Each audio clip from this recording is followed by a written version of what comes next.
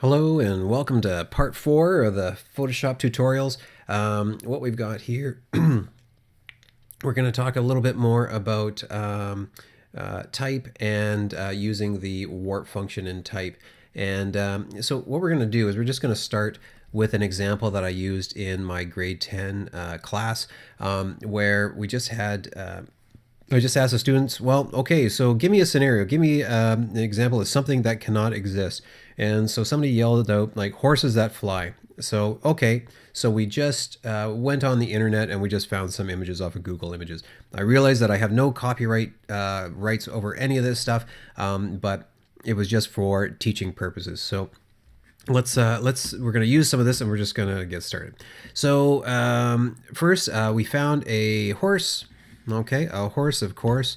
And, you know, it's also a helpful thing in order to name your layers when you get into projects that are a lot more complicated and you have a lot of layers. I'm just going to double click here and go horse. Okay. And then, of course, we got to make the horse fly. So we've got like one wing here. And then we had another wing, but we put the other wing in behind the horse. And then we tilted it. So when you put the two together, it kind of looks like they are that the horse actually is flying. And so I can actually select more than one layer at a time. If I click on this and then I hold down my shift key and I have them both, all of them selected, then I can just click on the move tool and I can move them all together, which is nice. And I can also free transform them all together, which is very handy. So actually let's just do that.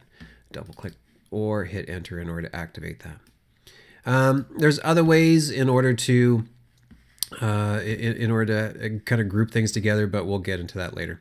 So let's make our headline to our news article. So I'm just going to click on the type tool and we'll go horses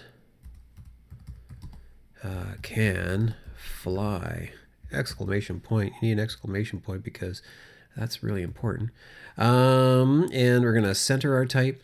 We're going to do it with a color that maybe will stand out, but at the same time be complementary. Maybe I'll just start off by picking some of this color here, and we'll incorporate that in. Let's make our type a little bit larger. Let's start with 150. Whoa, okay.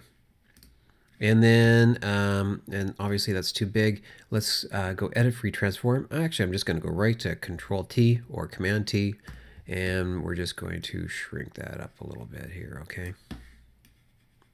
Oh, good. Horses can fly. Good. I spelt it right. So, double click. I'm not really a fan of this color. Let's actually do something that pops a little bit more. Let's just go with maybe a yellow or something just to give it a bit more pop. We're still kind of sticking with the whole pastel family here. I think that works kind of. It's Easter when I'm recording this, so this will work.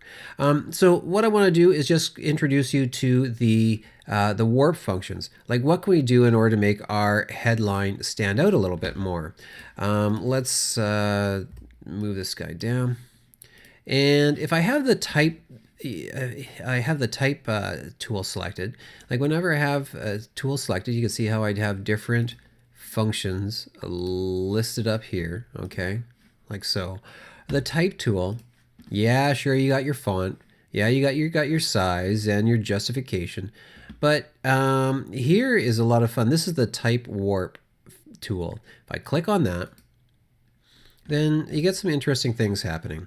If I click on this menu bar here and I have this arc, you got this little diagram of an arc, and that's exactly what's going to happen. It's arced right off the page here. Let's bring it back a bit. And it is, so you've got it on a curve.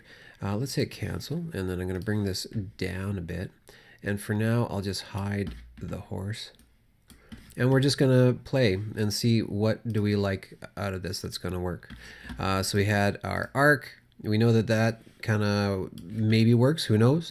And you've got the little kind of illustration kind of represents what they what they might do. Arch is a super popular one. Like flag is also very useful, especially like if you have maybe an object here, then you can just kind of swoosh it around that object. Also, what's also handy is your horizontal distortion and vertical distortion. So if I have this, you can distort it like this way or like so. And then vertical distortion is, you guessed it, you can just distort it the other way. But this is almost looking like the Finding Nemo logo. So you wonder, maybe that's something that they did. Let's just tone this back. And because we've got the horse in the center, I think maybe the arch one will be good. Is there another one I want to show you? Like twist is not as desirable. I don't usually go for the fish eyes. Usually the flag, the arch are my go-tos. So let's just do that. Okay. So, and we'll just tidy that up there. Okay, so that's our tutorial. It's a short one this time. But, so if you get anything out of this tutorial, it is the type warp function. Good luck.